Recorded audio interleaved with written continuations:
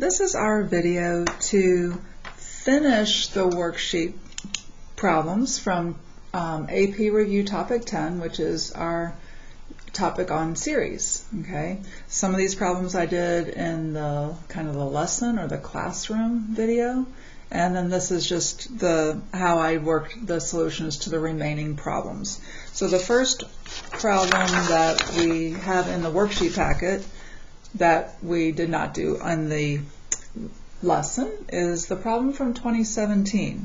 Okay, BC 2017, number 6, no calculator. Okay, they start us off giving us f of 0 is 0, f prime of 0 is 1, and the n plus 1 derivative of f at 0 is given by this formula, if n is greater or equal to 1. Okay. The function f has derivatives of all orders for x between -1 and 1. The derivatives of f satisfy the conditions above, and the Maclaurin series for f converges to f of x when the absolute value of x is less than 1. So here they're giving us the radius of convergence. This is the radius of convergence. So that means the initial interval of convergence would be from -1 to 1, because we're centered at 0 here, right? We're centered at 0. Okay? All right. Show that the first 4 non-zero terms of the Maclaurin series for f are this. So they're giving us the first 4 non-zero, but we need to show that these are the first 4 non-zeros. And then we need to write the general term of the Maclaurin series for f. Okay, so we know whenever we're writing a Maclaurin series, we need to begin with f of x and then find f of 0. In this case, we don't know f of x, but we are given f of 0 is 0. So that's the first term of the series, but it is 0, so it does not count as one of these first 4 non-zero terms, right? So we go to the first derivative at 0. The first derivative at 0 we are given is 1. So the first term in the series, we will use that first derivative with x to the first over 1 factorial, right? Now we're going to come and get the second derivative. Okay? The second derivative at 0, we need to use this formula. Well, for the second derivative, n would be 1 in the formula, right? Because that would make this derivative the second derivative. So I'm putting 1 in for n. So this would be -1 times the first derivative of f at 0. So -1 times the first derivative of f at 0, and the first derivative of f at 0 was 1. So the second derivative of f at 0 would be a -1. Let's go ahead and find the third derivative. So for the third derivative, n would be 2. So I'm putting 2 in for n over here. So -2 times the second derivative of f at 0, which we just found, right? So -2 times the second derivative, so that's going to be a 2. And the fourth derivative, for the fourth derivative, n is 3. So we'll have -3 times the third derivative of f at 0. So -3 times 2, which you can leave -3 times 2 if you want, but I'm just going to write it as a -6 because we know what we're going to get to. So let's do that. All right. Now to write our terms. I'm not going to write the 0. I'm going to go ahead to the 1. So that first term will be 1 times x to the first over 1 factorial, right? Then we go to the second term. Second term is -1 x squared over 2 factorial. Third derivative, 2 x cubed over 3 factorial The fourth derivative is a negative 6 minus 6 x to the fourth over 4 factorial. So those are the first 4 non-zero terms of the series. I'm not going to write my general term until I simplify this. So this simplifies to just x, and I know what it should simplify to. It should simplify to this that they gave us, right? So the first term is x, and I look, yes, that's what I should have gotten. The next term is x squared over 2. Is this x squared over 2, negative x squared over 2? Yes. So I'm going to write it as x squared over 2 plus, okay, the next term is x cubed over 3. Is this x cubed over 3? Yes, it is, because the 2 will reduce with the 2 in that factorial. We're left with x cubed over 3. And then the last term should be x to the fourth over 4. And this is x to the fourth over 4 because the 6 will reduce with the 3 times 2 in 4 factorial. So x to the fourth over 4. And now I can write the general term. We are alternating in sign, beginning with positive, right? And then this would be if n was starting at 0, right? It may be convenient here for me to start n at 1 though, right? Because we don't have that 0th term, right? So I think I'm going to start n at 1. And if I start n at 1, I'm going to need to either add or subtract 1 from my negative 1 to get this first term to be a positive, right? So I'm starting n at 1, and then I just have x to the n over n. Another way to write that would be negative 1 to the n, x to the n plus 1 over n plus 1, and that would work fine as well, okay? So this, you guys, was worth 3 points. 1 point for f double prime at 0, f triple prime at 0, and at the fourth derivative of f at 0. 1 point for all of those. 1 point for the verification of the terms, so verify terms, and then 1 point for that general term. 3 points total. Okay? Part B. Determine whether this Maclaurin series described in Part A converges absolutely, conditionally, or diverges at x equals 1. Okay? Well, at x equals 1, the Maclaurin series is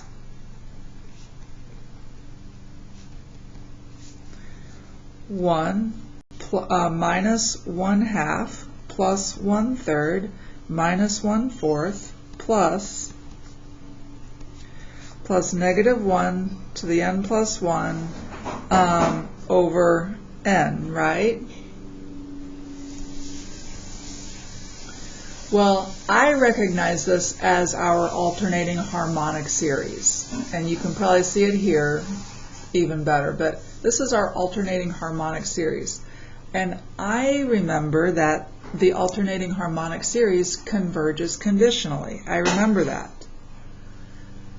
Even though I know that that's my answer, I can't just say it converges conditionally, because that's not enough work to show. That's not communicating how I know that. So you need to think back on what makes a series converge conditionally, and for that we need to state two things. We need to first state that this series converges, period. It has to converge.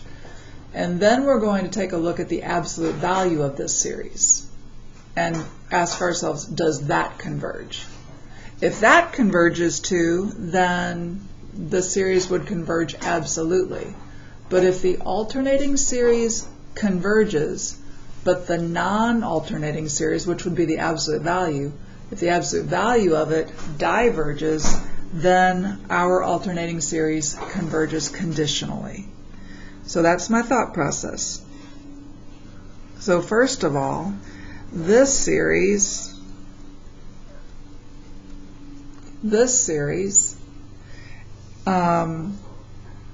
is a converging alternating series. This converges by alternating series test.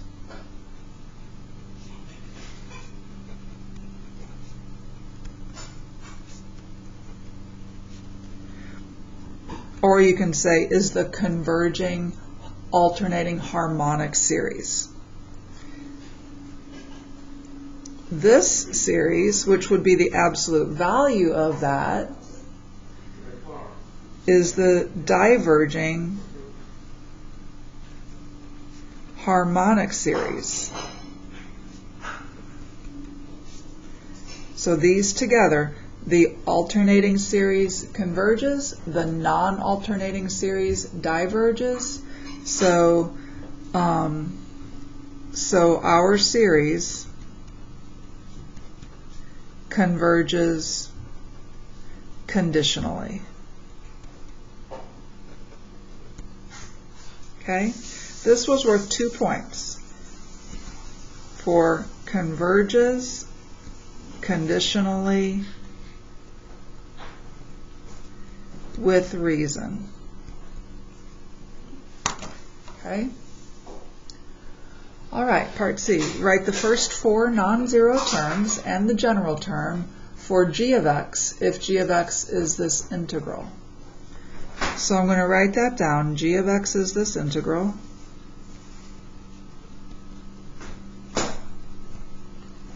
And now I want the Maclaurin series for g, so I'm going to write in the Maclaurin series for f, right? The series that we know for f. So this will be the Maclaurin series for f. F is what we have up here. So x minus x squared over 2 plus x cubed over 3, copying this down.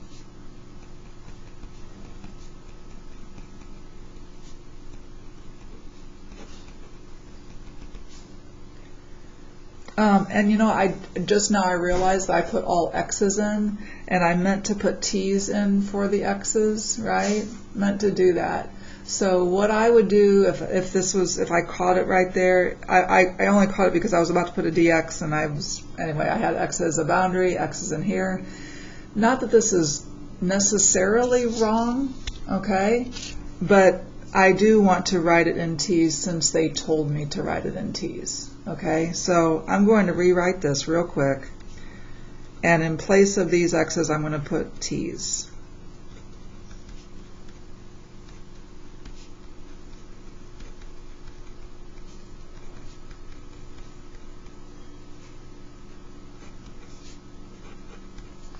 Okay, and then I'm just going to cross through. I'm not going to erase, I'm just going to cross through that. Okay? Erasing just takes time. Alright, so now I'm ready to find the antiderivative here. The antiderivative, and it's bounded, so I'm going to bound it. So this will be 1/2 t squared. For this one, it'll be minus t cubed, right, over the 2 that was there times that 3, right?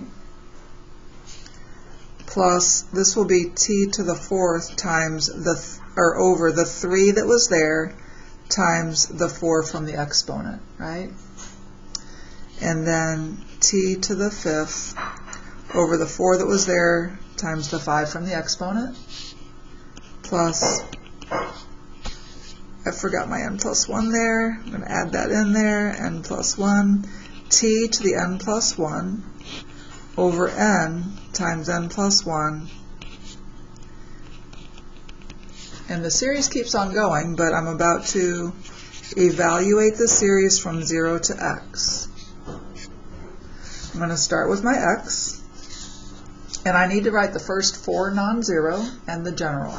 So the first 4 non-zero will be these here. So 1/2 x squared, and now I'm going back to x's.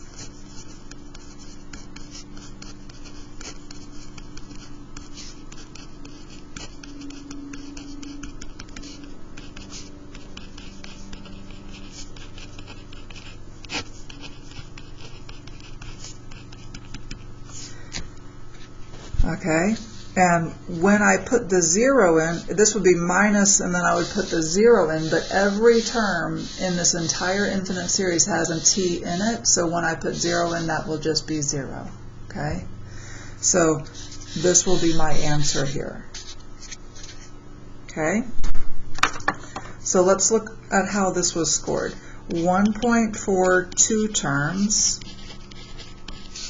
1 point for the remaining terms, remaining terms, and then 1 point for the general term.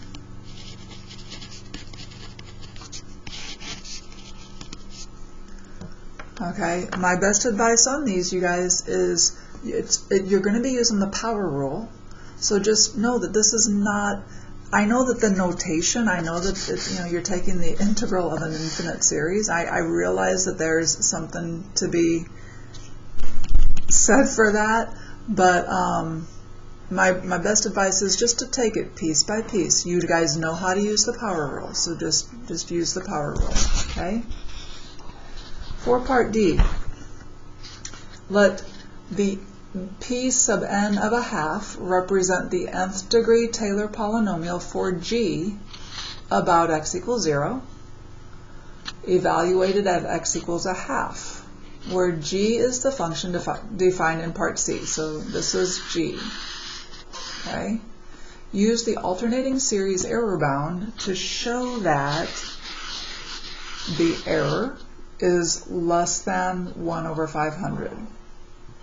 Alternating series error bound. So this is important, right? That little 4 tells us that the polynomial that we're using to approximate g at a half, that polynomial is just, let me get a different color here. So this is not something I would put on the AP exam, but that polynomial only goes up to the 4th degree, right? Only goes up to the 4th degree. So the error, if it's alternating in sign and decreasing in magnitude to 0, the error will be less than or equal to the absolute value of the first omitted term. The first omitted term. So this will be the error if I replace the x with a half. Okay? That will be the error bound, I should say. That's the error bound. The error is everything here, but the everything here is less than or equal to the absolute value of this. Okay? So let's write that. First of all, to use the alternating series error bound, we have to say the conditions that make us able to use it. Okay? So I'm going to say when x is a half, the series is alternating in sign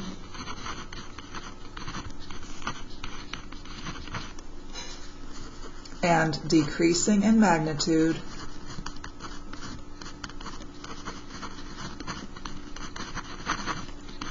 to 0. Okay? So the error in using the 4th degree polynomial at a half to approximate g of a half is less than or equal to the absolute value of the first omitted term when x is a half. Okay, so the first omitted term would be this.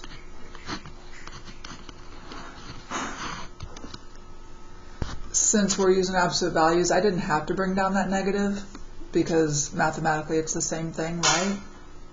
And now they want us to show that that is less than 1 over 500, and this is what I'm going to do. I'm going to say it's done. We're done. Okay? This was worth just 1 point for this problem. Usually it's worth more than that, but this was worth just the 1 point for the error bound, for that error bound. Okay? And again, in these problems, if it just kills you not to know if that's actually less than 500, come off to the side and see for yourself. So come off to the side and see. If I did that real quick, this 1 over 1/2 to the 5th is 1 over 2 to the 5th, right? So I have 1 over 32 times 20, which is 1 over 640, and that, yes, that is less than 1 over 500. But I don't want to leave that. I'm going to cross it out just in case I made a mistake multiplying or adding or whatever. I don't want AP to grade that, right? So just put a little line through it or an X. You don't have to erase. That takes too much time, okay?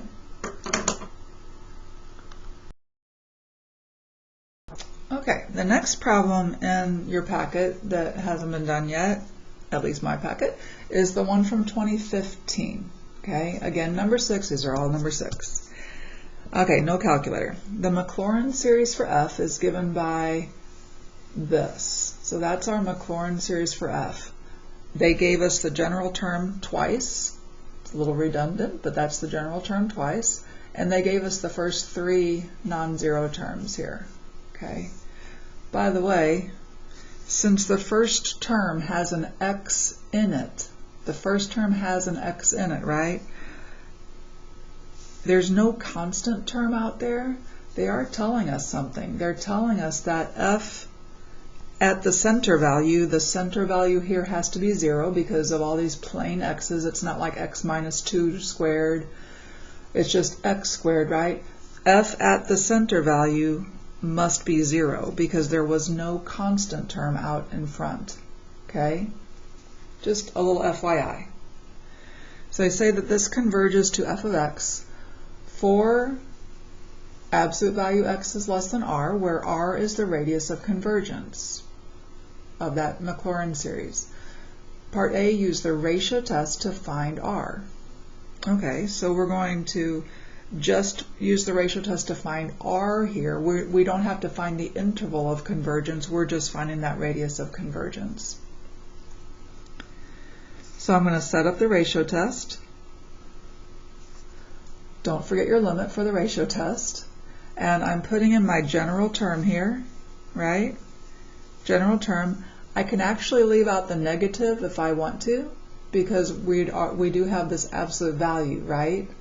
And I think I will leave out the negative. I'm going to, in my mind, I'm changing that to -1 to the n minus 1 times 3 to the n minus 1, because that means the same thing, right? So if I change it to that, then I'm just going to put the 3 to the n minus 1. Okay? So 3, and we're replacing n for the ratio test. We begin by replacing n with n plus 1, right? So I replace n with n plus 1, and I have n plus 1 minus 1, so this will just be n x to the n plus 1 divided by n plus 1, okay? And we divide by the nth term, which is the same thing as multiplying by the reciprocal of the nth term, right?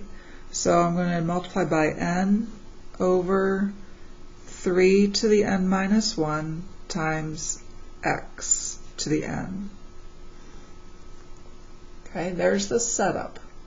Okay? And now we're going to simplify and find that limit.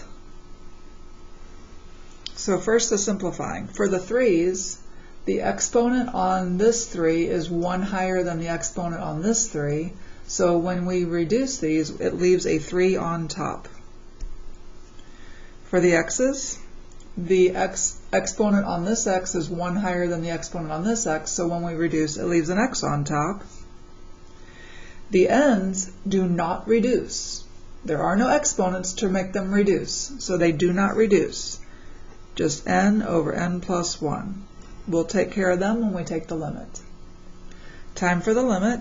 N is going to infinity, and when n goes to infinity, this fraction, the plus 1 will be irrelevant as n goes to infinity. So this fraction goes to 1, right? n over n goes to 1. So we have 3x times 1. Keep your absolute values. So we have the absolute value of 3x, right? And the absolute value of 3x is 3 times the absolute value of x. I like to go ahead and bring out those constants that are in there with it. By the way, if we had kept that negative, and some of you may have kept that negative, if you had kept that negative, you'd have a -3 right there. And then when you take the absolute value of -3 right here, it comes out as a 3. So you should still get this, okay? Now that is our limit And what do we do with that limit? Well, we use the ratio test. We're finding the radius of convergence. So for the ratio test to converge, its limit here has to be less than 1. And this means that the absolute value of x is less than 1/3. If we divide both sides by 3. So to find r is that 1/3. So r equals 1/3. Okay, here's how it was scored. 1.4 sets up ratio. So 1 point for setting up this ratio right here. 1 point for computes limit of ratio.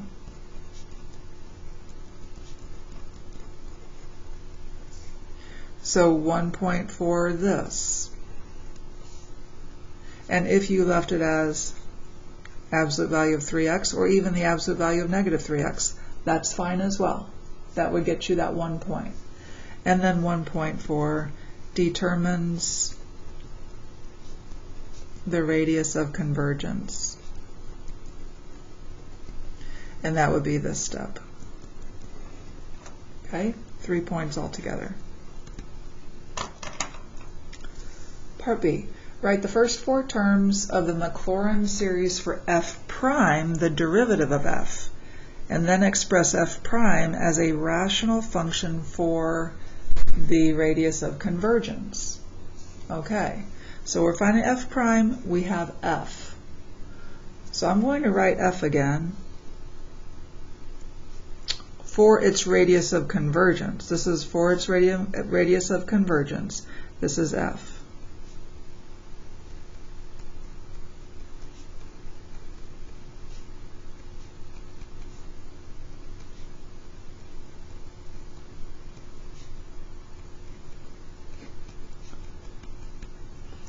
Okay, it does not say we have to do the general term though, does it? It doesn't say we have to do the general term. So when I write f prime, I'm not going to do the general term because it didn't tell me to. So f prime here, we're taking the derivative, and we have a polynomial, essentially a very, very long polynomial. So we can take easily the derivative of a polynomial. The derivative of x is 1. The derivative of 3 halves x squared, and you multiply the 2 down, so the 2's will cancel, so we just have 3x. Here we're going to have 3 times 3, right? Or 9x squared, right? We want to do the first 4 non-zeros, so what would be the next term? Look at the pattern you're seeing. Well, look at the pattern you're seeing. This will be a minus. What's our pattern we're seeing? So we would have 3 cubed x cubed, right? And those are the first 4 non-zero terms. So I'm just going to do plus dot dot dot and call it good. Okay? Now this is only true if the absolute value of x is less than 1/3, right? It's only true then. Now we're supposed to express f prime as a rational function for that radius of convergence. So this must be able to be expressed as a rational function. So you may have to think about this for a moment, but I see this geometric series. This is a geometric series, right? This is geometric. And r is, what are you multiplying by each time? R is a negative 3x, right? R is negative 3x. The first term is 1. So if it converges, so if the absolute value of x is less than 1/3, then it converges to the sum 1 over 1 minus r.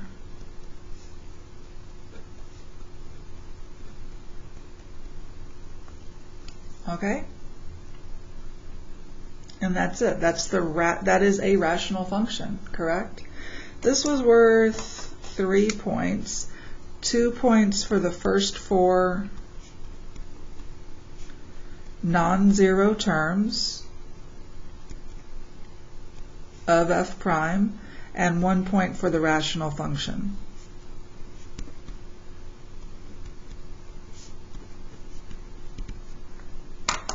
Okay, part C. Write the first 4 non-zero terms for the series for e to the x. I love that question because I can definitely do that. So e to the x is equal to 1 plus x squared over 2 factorial plus x cubed over 3 factorial. Those are the first 4 non-zeros. They did not ask for the general term, so that's the first 4 non-zeros. And now it says to use the Maclaurin series for e to the x to write the third degree Taylor polynomial for g of x. So first third degree, I need to stop at 3 degrees, right? For e to the x f of x, about x equals 0. Okay. Well, g of x, they're telling me, is e to the x f of x, right? So g of x must be e to the x is that series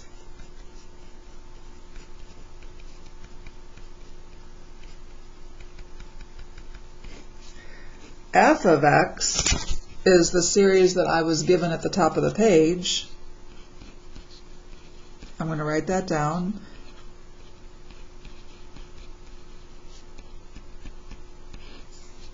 Okay? And they want me to write the third degree Taylor polynomial. Okay? Third degree Taylor polynomial. I cannot leave it like this. Okay, this is not the third degree Taylor polynomial, right? Taylor polynomial has to be in a certain form, starting with a constant, then going to the for x prime term, etc., right? So I'm going to have to distribute out or FOIL out an infinite series times an infinite series, and that might seem like it would be impossible to do, but I can also keep in mind that I only need to go up to the third degree. So if I only need to go up to the third degree, I'm going to write that third degree Taylor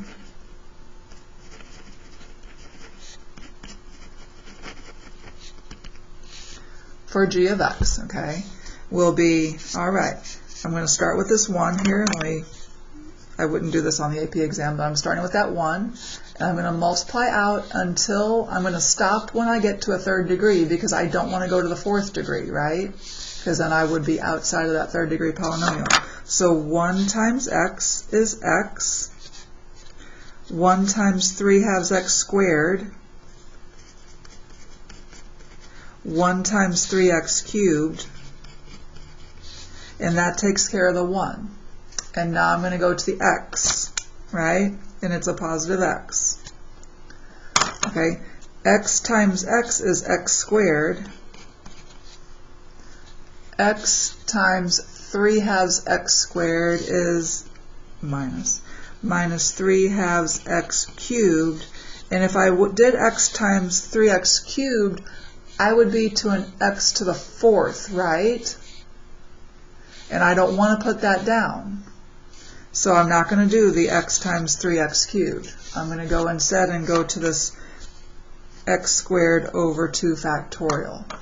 X squared over 2 factorial times x is x cubed over 2 factorial, right? If I go even one more, I'll be to an x to the 4th, and I don't want that. So I'm done with this one. Now I go to this one. It's already an x cubed, and if I multiply it by any more x's, I will be higher than a third degree.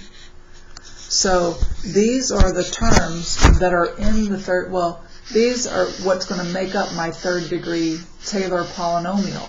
I just need to reorder them and put my x squareds together, put my x cubes together. I have one x term.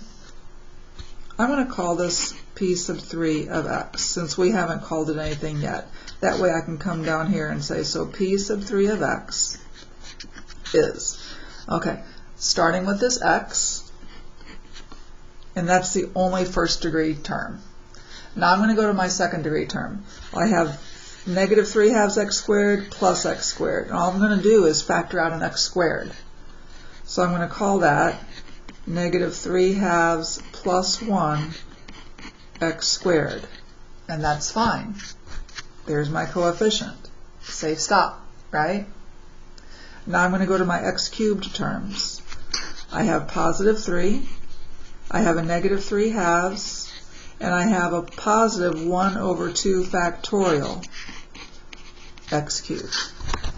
And again, that's our safe stop spot. Now this definitely looks like a third degree Taylor polynomial, because it is. Okay? So that's that. This was worth a total of 3 points. 1 point for the first 4 non-zero terms of e to the x, and the Maclaurin series for e to the x. Okay, so that got us a point. And then 2 points for the Taylor polynomial. 2 points for that. Okay? Okay, let's take a look at the problem from 2013, again number 6. A function f has derivatives of all orders at x equals 0. Let p sub n of x denote the nth degree Taylor polynomial for f about x equals 0. Okay, let's see. It is known that f of 0 is negative 4, okay, and that p sub 1 of a half is negative 3. So let's think about what that means. The first degree Taylor, if we put a half in for x, will be negative 3. Okay? Show that the first derivative of f at 0 is 2. 0 is our center, right? 0 is our center. Since they're talking about p sub 1, I'm going to write what p sub 1 of x is. All right? I'm going to start there. So p sub 1 of x would have to be, it would start with this negative 4, because that's our constant term, and it only goes up to the first degree term. So this next term will be our last term in this polynomial. Our next term will be, it has to be the first derivative at 0 divided by 1 factorial times x to the first. It has to be, right? That's our format for a Taylor polynomial. For that degree term of the Taylor polynomial. Now I'm going to put a half in for x.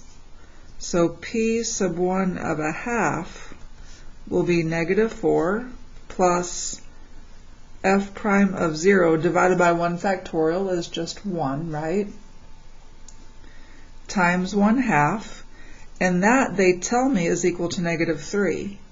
And now all of a sudden I see what I'm going to do to get f prime. So sometimes when you begin a problem, you guys, you're not going to know exactly if it's confusing. This one's a little bit confusing, especially for a part A, but sometimes if you start with something that you know, and see where it takes you, and sometimes it'll take you to good places. I'm going to add 4 to both sides. Oops, is equal to 1. Okay. And then multiply both sides by 2, and we got f prime of 0 is 2, QED. That's what we were trying to show. Okay, this was worth 2 points. 1 point for uses p sub 1 of x, and 1 point for verifies f prime of 0 is 2. 2 points total. Okay, part B. Okay, it is known that the second derivative at 0 is negative 2/3, and the third derivative at 0 is 1/3. Find the third degree Taylor polynomial. Okay, so here they're really asking us, do we know the form for the Taylor polynomial? Well, we start with the constant term. We start with f of 0, and that's negative 4. Now we know the first derivative. The first derivative is 2, so this next term will be 2x divided by 1 factorial, or 2 over 1 factorial times x, either way. Now we're going to go to the second degree term, minus 2/3 x squared divided by 2 factorial, right? It looks kind of funky the way I wrote that, but I'll rewrite it here in a second. Plus the third derivative at 0 is 1/3 x cubed divided by 3 factorial, right? And that will be our third degree Taylor polynomial. If I want to make that look a little clearer, I might write it like this.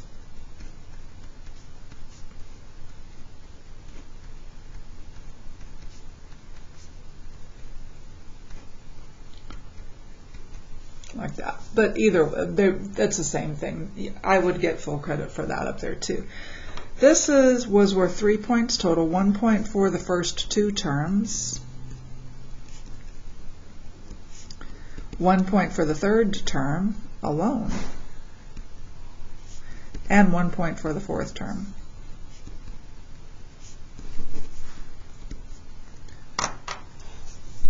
Okay, part C. Function h. So now there's a new function. Function h. It has first derivative given by this. Okay, and it is known that h of 0 is 7. Find the third degree Taylor polynomial for h about x equals 0. Okay, let's start with what we know. We know that h prime, they tell us that h prime is f of 2x. Okay? So if I write the polynomial for, I'm going to put a little approximately equal to, because we're just, this is not the full series. We don't know what the interval of convergence is or anything like that.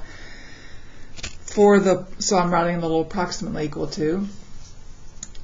I want the series for f, but I'm going to replace x. I'm replacing x with 2x, right? Replace x with 2x. So the negative 4 stays a negative 4. This will be, and I think since I'm going to be doing something with this, I'm going to simplify this, all right?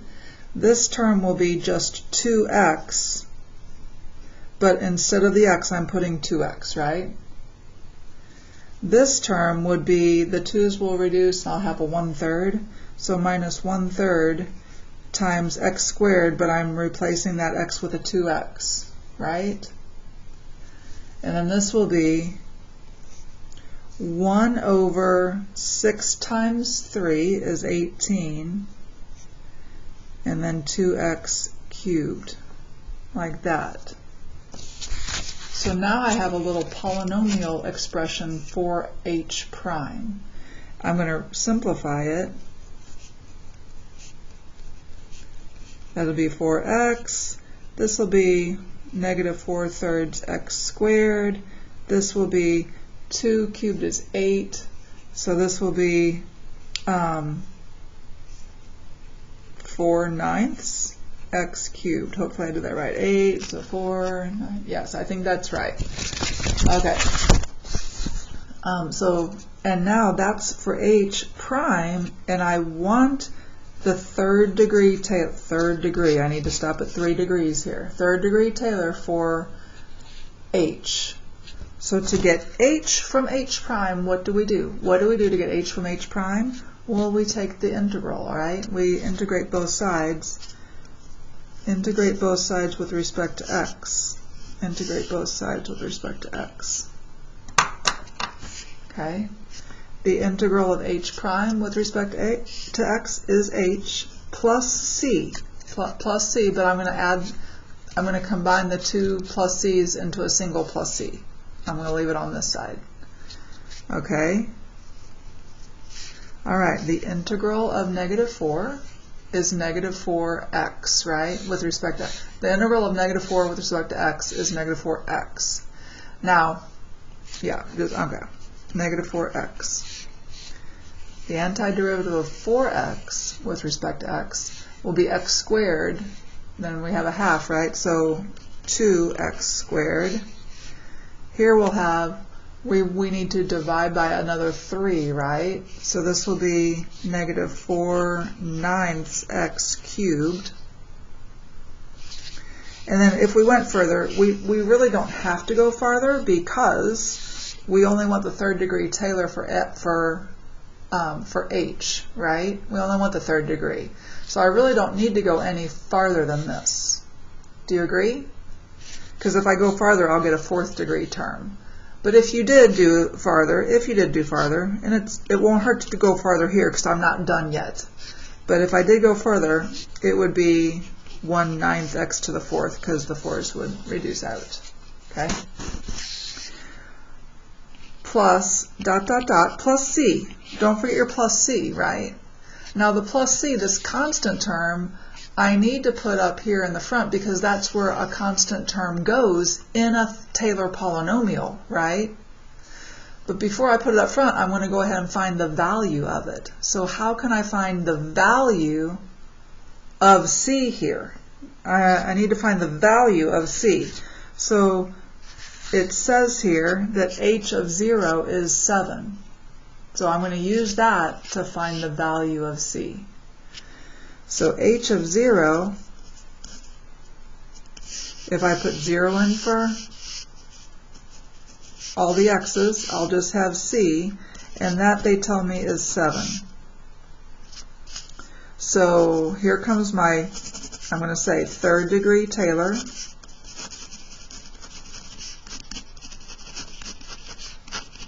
for h. Third degree Taylor for h is 7 minus 4x plus 2x squared minus 4/9 x cubed. Okay, so that is that. And if it gets awkward in my naming and stuff, that's exactly what I'll do. I'll just write it out in words. It doesn't take long, like 4 seconds to write that out. So this was worth 4 points, you guys. 2 points for applies h prime of x is equal to f of 2x. So this first line that I wrote was worth 2 points. 1 point for the constant term. So 1 point when I found that c, and then 1 point for the remaining terms.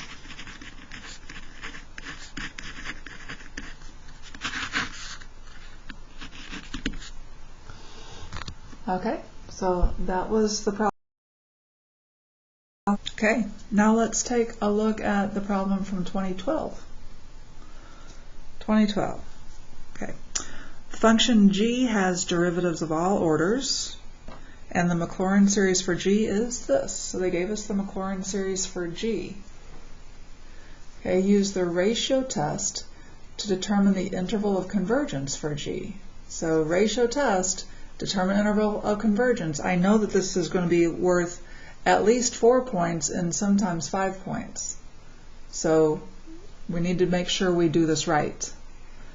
Okay, so ratio test, limit n goes to infinity, absolute value of our general term here. I don't need to put the -1 because we do have an absolute value, and the absolute value of that -1 is just going to be a 1. So I don't have to put that in. So I'm going to start with the n plus 1 term right here. So I'm replacing n with n plus 1, and I find kids tend to make little mistakes, just little mental mistakes. We're replacing n with n plus 1. So this is not going to be 2n plus 1 plus 3, because we have to distribute that 2 through those parentheses, okay? So this will be x to the 2 times n plus 1 plus 1. We're replacing n with n plus 1 there, so be careful with that, okay? Over 2 times n plus 1 plus 3. And we're multiplying by the reciprocal of the nth term. So 2n plus 3 over 2, x to the 2n plus 1. So that's the setup, that's the ratio, that's the limit of that ratio, okay? Now we need to evaluate the limit, but before I do that I'm going to simplify. Let's look at our x terms. This exponent is 2n plus 3, right? 2n plus 3, which is 2 more in the exponent than this exponent. It's 2 more. So we're going to have x squared left up on top, right? These n terms do not reduce. They don't reduce at all. I just write them out again. 2n plus 3 over 2n plus 5. That'll be a plus 5 down there, right? Okay? Now we take the limit. X squared stays x squared. This, as n goes to infinity, the 3 and the 5 do not matter. And you're left with 2n over 2n, which reduces to 1. So this whole thing goes to 1 as n goes to infinity. So we're left with just the absolute value of x squared. That's the limit. To converge, this limit needs to be less than 1 if we're using the ratio test, which we did. Okay, I'm going to go ahead and square root both sides. If I square root both sides, I get the absolute value of x is still less than 1, which means that x is between -1 and 1. So the radius of, if they asked for the radius of convergence would be 1. But they asked for the interval of convergence, so I need to come and test both endpoints. I'm going to come test both endpoints. First when x is -1, then when x is 1. When x is -1, you guys, we could go and put -1 in for here, in for this x, and do that sum, look at that sum. Or we could put -1 in for these x's. In this case, this is so simple to look at visually, I'd really like to just do that, okay? But you could totally go up here and put the -1 in here. It will look confusing if you do. Either one though is fine. Either one though is fine. I'm just going to put it in for this x. So I'll have a -1 over 3. -1 cubed will be a -1, but it's already a minus, so that'll make it a plus 1 over 5. This will be a -1 over 7. Like that. This is an alternating series which is decreasing in magnitude to 0. So this is a converging alternating series. Okay? When x is +1, we have 1 over 3 minus 1 over 5 plus 1 over 7 minus blah blah blah. It's still a converging alternating series.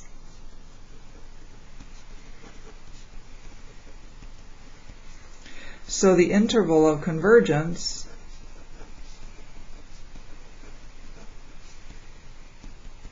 is -1 to 1, but we include both the -1 and the 1. Okay? Do not just go up here and put an equal to here. Don't just go do that, because then you're saying that this means that with an equal to, and it doesn't. You're saying that this implies this, and with an equal to sign, it wouldn't imply that. You have to state that separately, okay? This was worth 5 points. 1 point for sets up ratio test. So 1 point for this, okay? 1 point for computes limit of ratio test, or computes the limit of the ratio.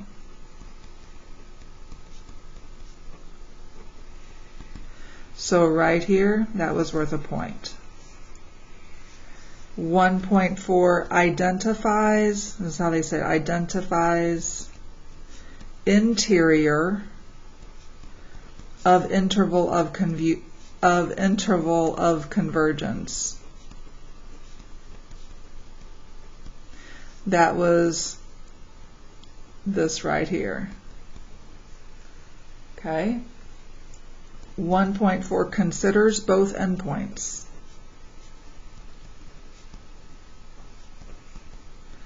So 1 point for this.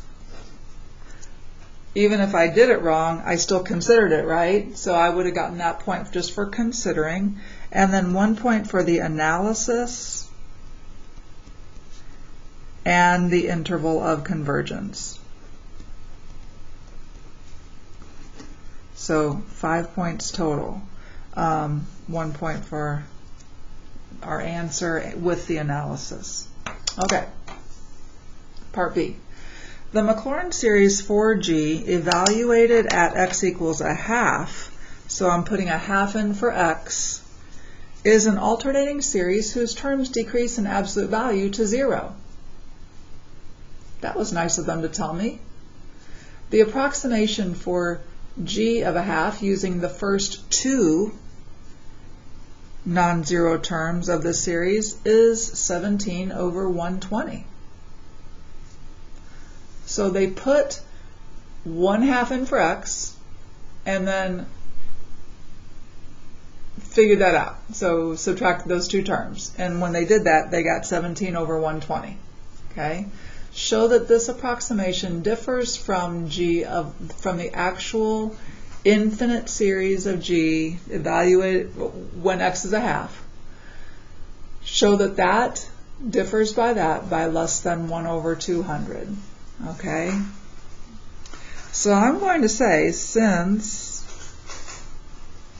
the series alternates in sign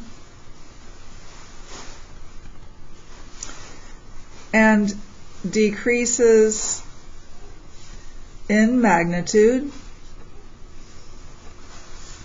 to 0, and I know that they already told me that, I know they said that, I just want to make sure I get the points, okay? So I'm going to go ahead and say that anyway. It just drilled into my head to do that. So since the series does that, the approximation differs by the absolute value by less than or equal to, so that is less than or equal to the absolute value of the first omitted term. The first omitted term. So I used just two non-zero terms. So the first omitted term would be the next term, right? With x as a half in there. So 1/2 to the 5th over 7. 1/2 to the 5th over 7. And you can, it was positive, so I would just leave it positive. Okay? And now they want us to show that this bound, this error bound, is less than 1 over 200, and there's a real easy way to show that. Less than 1 over 200. There we go. Okay? Now, I'm looking over here at my other sheet that has the answers on it, and I made a note on the other sheet that said since they already said that the series alternates in sign and decreases in magnitude to 0, we do not have to repeat it. And in their answer, they did not repeat it. Okay? FYI. But I still say it didn't take me long to write that out, and I'd rather be safe than sorry. So anyway, that was that one, and it was worth 2 points. 1 point for uses third term as the error bound, and 1 point for the error bound. Okay, so we got both of those points by writing that, okay? Because mathematically that's true. Okay, now if you just can't stand it and you want to go down and make sure that that is less than 1 over 200, 1/2 to the 5th is 1 over 32, so that's 1 over 32 times 7. which is 14, carry the 1 over 224, which is indeed less than 1 over 200. Cross it out, because yes, I wanted to verify it for myself, but if I made a multiplication error, I don't want AP to grade me on it, right? Okay. Part C. Write the first 3 non-zero terms and the general term for the Maclaurin series for G prime of X. Okay, so I'm going to pull out the series for G of X. Okay, this is the series for G of X. And I'm just totally copying that down from the top. Okay, we do want the general term, so I'm going to go ahead and write the general term here.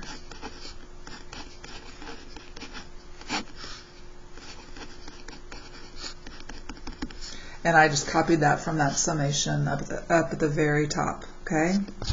So that's G of X, and now we just want G prime of X. So G prime of X will be, so we're just taking the derivative of each term. So the derivative of X over 3 is 1/3. The derivative of X cubed over 5 will be 3/5 X squared. Derivative of this, 5/7 X to the 4th, right? First 3 non-zeros and the general term. So the general term, this stays, we're going to multiply by the exponent, right? So 2n plus 1, and then we're going to decrease the exponent by 1, so just 2n for the exponent, over that 2n plus 3. And that's what they asked us to find. I always try to. It's a good habit once you think you're done to go back and read the question and make sure you did what you were asked to do, right? It's a good way to catch any little finishing touches that they may have asked on the question, but we're done with that one. Okay, this was worth 2 points. 1 point for the first 3 terms, and 1 point for the general term. And FYI, I'm sure there are other ways to write this general term, okay? But I just used the format that I was given in their problem, okay? So I know that that'll work. Okay. Okay, the last problem in this packet that I'm working on is the one from 2019. This was number 6, of course. Okay. It says, and already you can see that it looks a little different. I'm sure my students that year were like, oh, this is different. But hopefully they talked through it and made it work, right? I'm looking up right now what the average was on this problem. The average globally on this problem globally, the average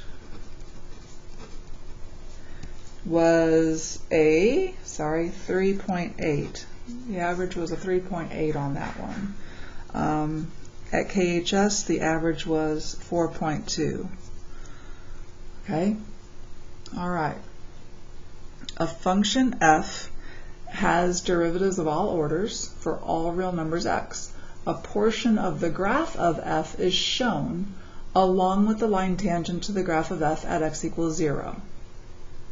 Selected derivatives of f at x equals 0 are given in the table. So here's our table with derivatives in it for the nth derivatives. And they say that this is the graph of f and the line tangent to f. So f has got to be this curve, right? It looks a little bit like a wonky curve. And then the line tangent has to be there. And we're particularly zooming in here when x is 0. So when x is 0, f of 0 is 3. It's just that point. F prime of 0 is the slope of the line, right? The slope of that line. And the slope of that line, I'm going up and I'm looking for places where the line crosses right at a grid junction. So I'm looking at that point, and then I'm looking at, well, I could just look at that point, right? So the slope is down 2 over 1. So the slope is -2 at x equals 0. The slope would be different if we had another center value, right? But the slope is -2 given the center value of 0. Okay? Part A, write the third degree Taylor polynomial for f about x equals 0. So we always start with the function value at the center, and the function value is 3. Not sure why I put a little parentheses there, but the function value is just 3. The first derivative is -2. We just found that. The second derivative we can get from this table. The second derivative is when n is 2. So when n is 2, the second derivative is 3. The third derivative is when n is 3. So that would be the -23/2. And since they only asked for the third degree Taylor, right now I'm not going to use that fourth degree, the fourth derivative, right? So the third degree Taylor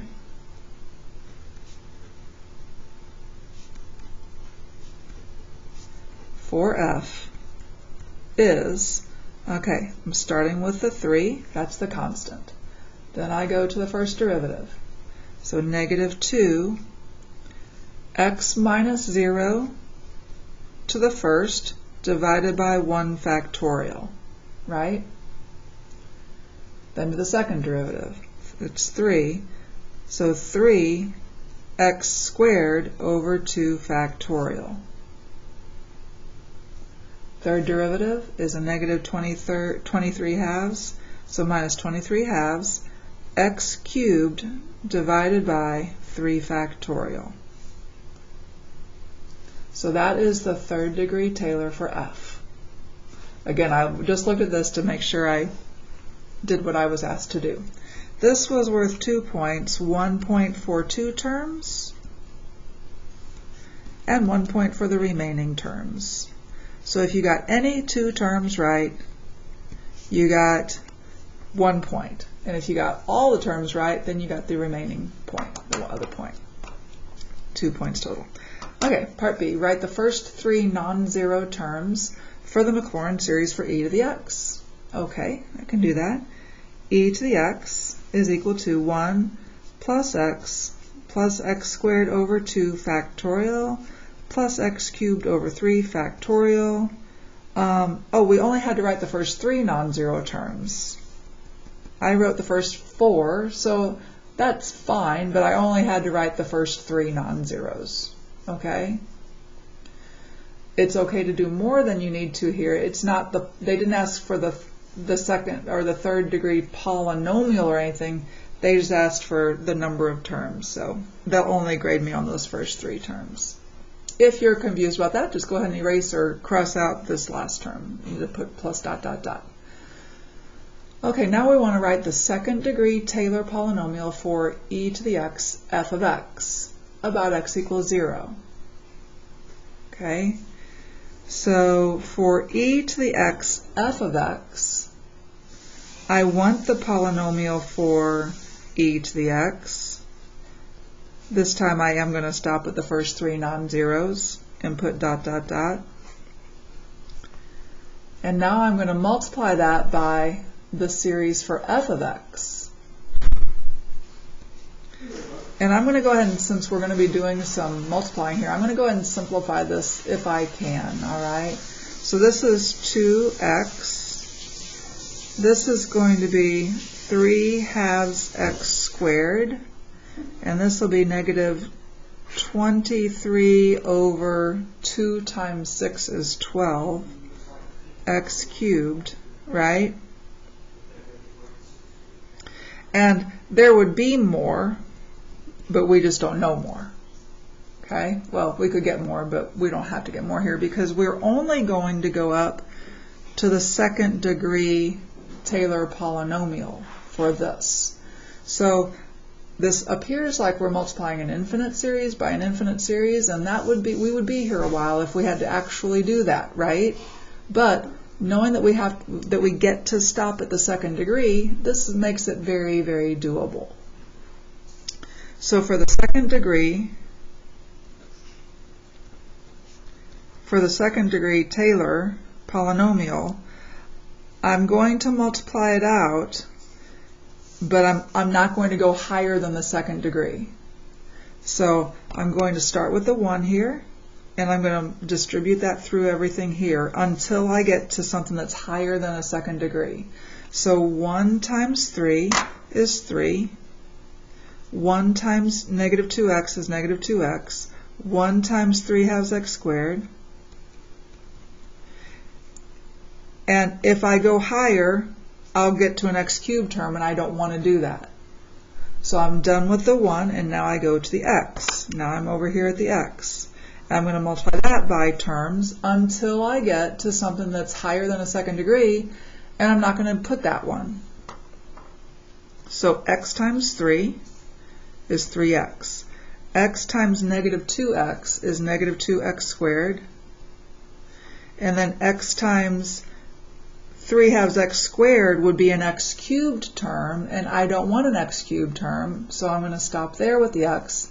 I'm done with that x. I'm going to go to the next one, which is x squared over 2 factorial, or 1/2 x, right? I'm sorry, 1/2 x squared. So x squared over 2 factorial times 3 would be 3 halves x squared, right? If I go even one more, I'll be in an x cubed term, and I don't want that. Okay? So these are all the terms that I need to get the second degree Taylor, right? All I need to do is put them together in the right order. I need to group like terms together. So the 3 here is the only constant, so that's going to be my constant. And then I go to the x terms. I have negative 2x and a 3x, and those combine to make a 1x. For my x squared term, I have 3 halves x squared, negative 2x squared, and a 3 halves x squared. I'm going to say stop and call that 3 halves plus 3 halves x squared. Did I do that right? No, I did not do that right. This should be a minus 2 here. Sorry. That should be a minus 2. If I was actually taking this test, I would definitely be taking it with a pencil, because I would not leave it like that. I would have to rewrite that. I would erase my little boo-boo and put the minus 2 there. Okay, FYI. So it would look nice. It would look legible. No ambiguity there. Okay. All right, this was worth 2 points. 1 point for the 3 terms for e to the x, and then 1 point for the 3 terms for e to the x f of x. Okay? I think most of my students got that, and they said they did not do this. So that's okay, they got that point anyway. So hey, then they came down to part C. Let h be this function. Use the Taylor polynomial found in part A. Use the Taylor polynomial found in part A to find an approximation for h of 1. H of 1. Okay, so h of x is this, it's defined in this problem to be that, right? So I'm going to begin by, because it says to use the Taylor polynomial found in part A, so I'm going to replace f of t with the Taylor polynomial for f of x, right? So I'm going to rewrite this as, so I'm replacing all the x's with t's. So this will be, let's see if I can get it up all. Okay, so this will be 3 minus 2t plus 3 halves t squared minus 23 over 12 t cubed. Okay? Now, since this is just the Taylor series for f, I'm going to change this to an approximately equal to sign, okay? dt. Okay? Students always ask me, Miss Murray, what if I left x's in there? Well, for that, if you leave x's in there, mathematically it is equivalent. As long as you make that a dx and not a dt, it is equivalent. So you'd be fine. It just might look awkward having an x as a boundary and an x as your variable. But as long as you did it right, it's mathematically correct. So you'd still get full credit for that. Okay, now we're going to find h of 1, and h of 1 would be 0 to 1 of all that, right?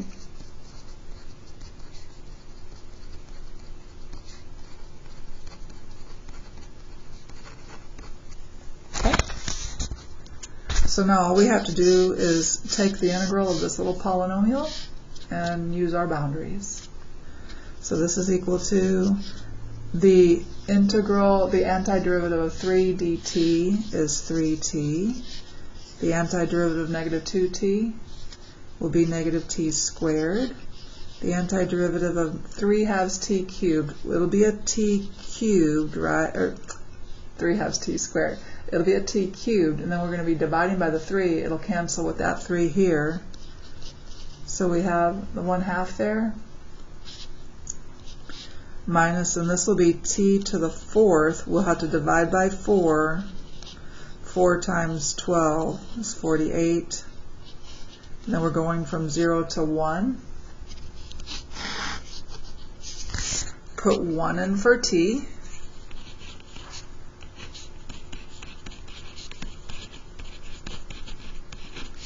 Minus, put 0 in for t, and there's a t all over the place here, so that's just 0. Okay?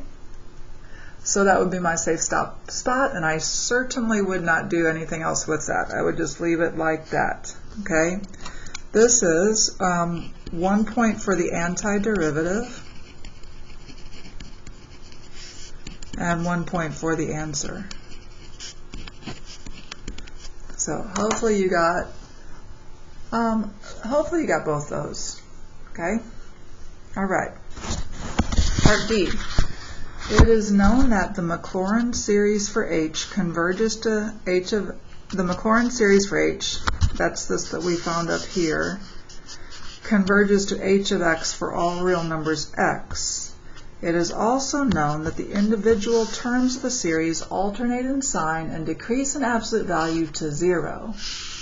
Well, I know what's coming when I see that.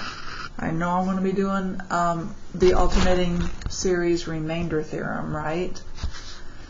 Use the alternating series error bound to show that the approximation found in part C differs from h of 1, the actual value of h of 1, by at most 0.45. Okay? So definitely an error problem here. So the error,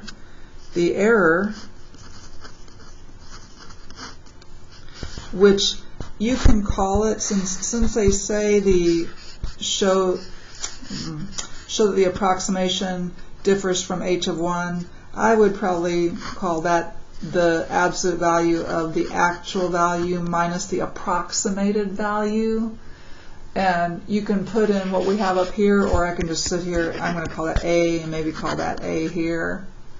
So my answer to part C, the difference of that, the absolute value of the difference of that, and the actual value of h of 1 is less than or equal to the first omitted term. The first omitted term, right? And what was our first omitted term? What is our first omitted term here? So,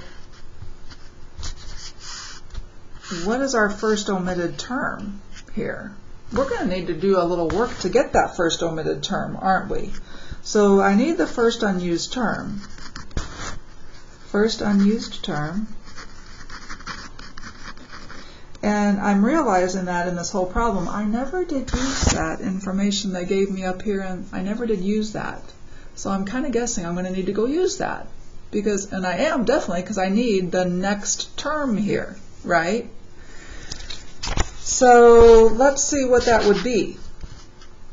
Let's see what that would be. So the first unused term, h was the integral of that first unused, this piece, the first unused term will be the integral of that next term over, right?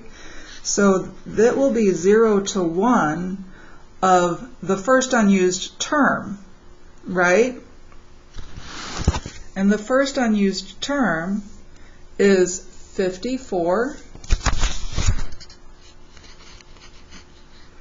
times x to the fourth, but x is 1, right?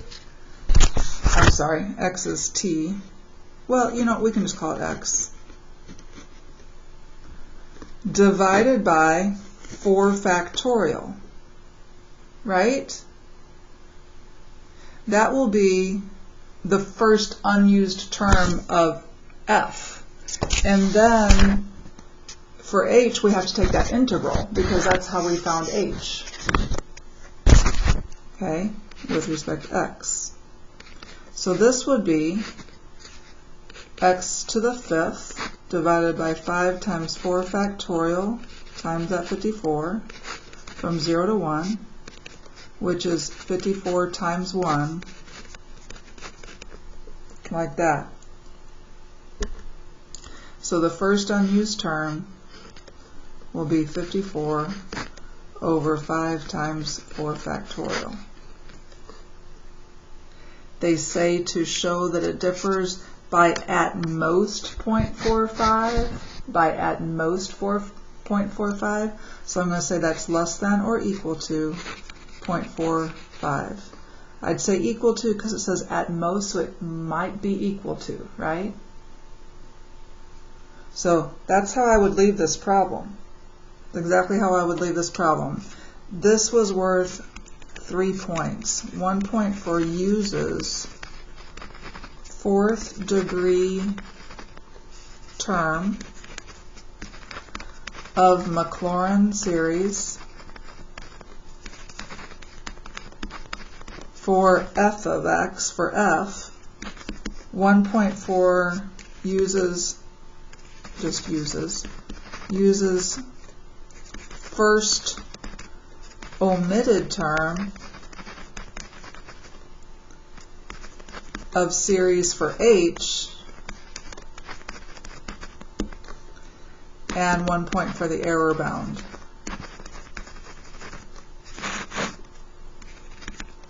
Okay? And now I'm kind of curious what this is. If we come down and just, I'm going to 54 over 5 times 4 factorial. That's 54 over 5 times 4, 3, 2, 1. Okay, 54 is 9 times 6. 9 times 6. So maybe 9, and there's the 6. So this would be 9 over 20. And 9 over 20, if I multiply, this is, if I multiply 5 on top and bottom, this is 45 over 100. So that is exactly 0.45. So I'm glad I put the equal to sign there. Okay, don't want them to see that, so just X it out. All right, tricky little problem. Like I said, the global average was only 3.8. So there were definitely ways to get points, but I can see my students said they were not comfortable with this one, and I can see why. There was a lot going on with it. My students were really good with the error beforehand, and they said, no, this one was tricky. It was a tricky error, and I agree. This was a tricky error problem. The trickiest one I've seen. Okay? All right. So come let me know what I need to go over again with you, or what I need to give you more of.